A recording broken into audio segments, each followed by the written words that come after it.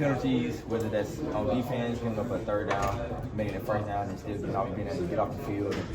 Just little things like that we still continue to grow off on and continuing to respond in a 1-0 way. I think that's the biggest thing. Just go 1-0 don't worry about the result or the outcome of the game or that play, and just keep being consistent in those things. Second straight game with 3 turnovers for the defense and second straight since the first half shutout. You think the defense is starting to really find themselves?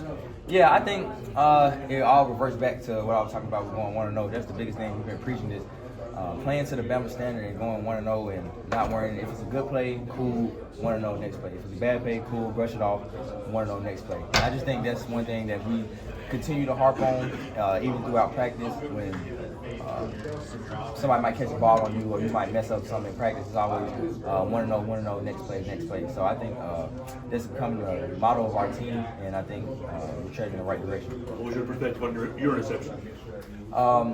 We knew that they like to go to number 3, and I kind of was just leaning that way. And I've been trying to work on being more patient in the post and kind of letting the quarterback take me to the ball, and that's what happened.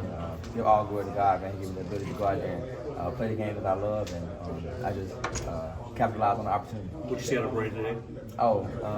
I see what I saw out of Brady today is what I see every day at practice since he's been here. One of the hardest working guys on our team, one of the most unselfish guys in terms of having a big role on special teams, but also continuing to prepare like a starter.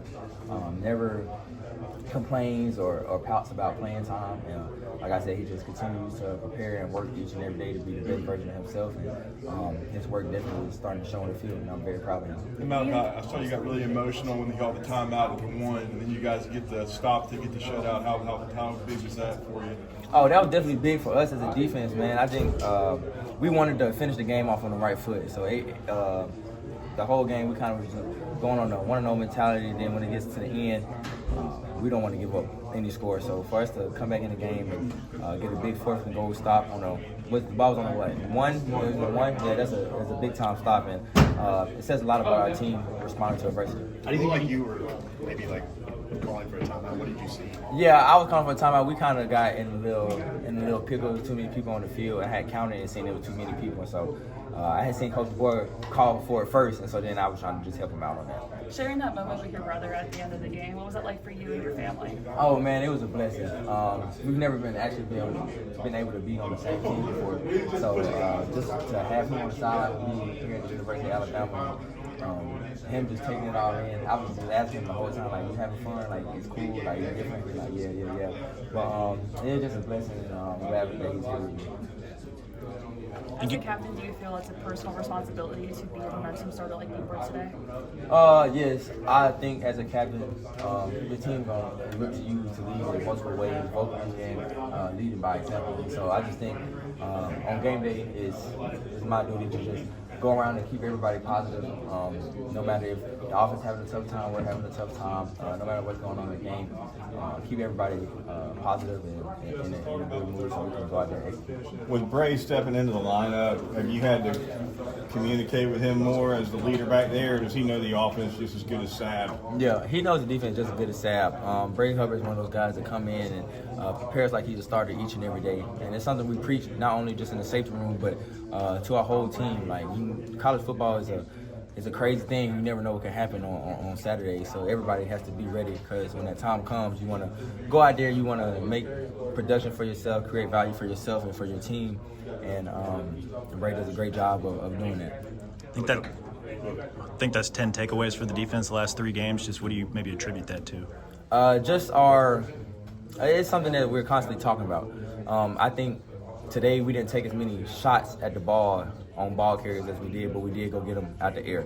So just always a point of emphasis of us is attacking the football, and usually when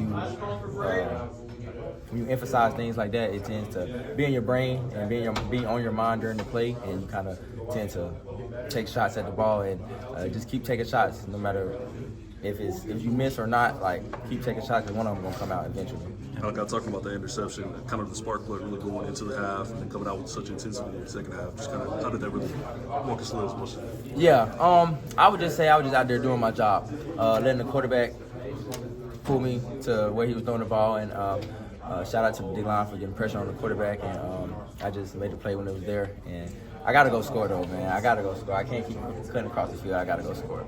I feel like obviously Luther Benton is one of the better players in the country. You guys really shut him down today. What was kind of the game plan for him coming into today? We knew that he was definitely the star player of their offense and definitely one of the top players in the country. So we knew that the ball was going to go to him. But every day we go against great receivers, the best receivers in the country here. So just coming into the game and really falling back on our training and what we do every day in practice from guarding guys like Ron Williams, Jern, Kobe Pringle, K-Law, all those guys over there give us great looks each and every week.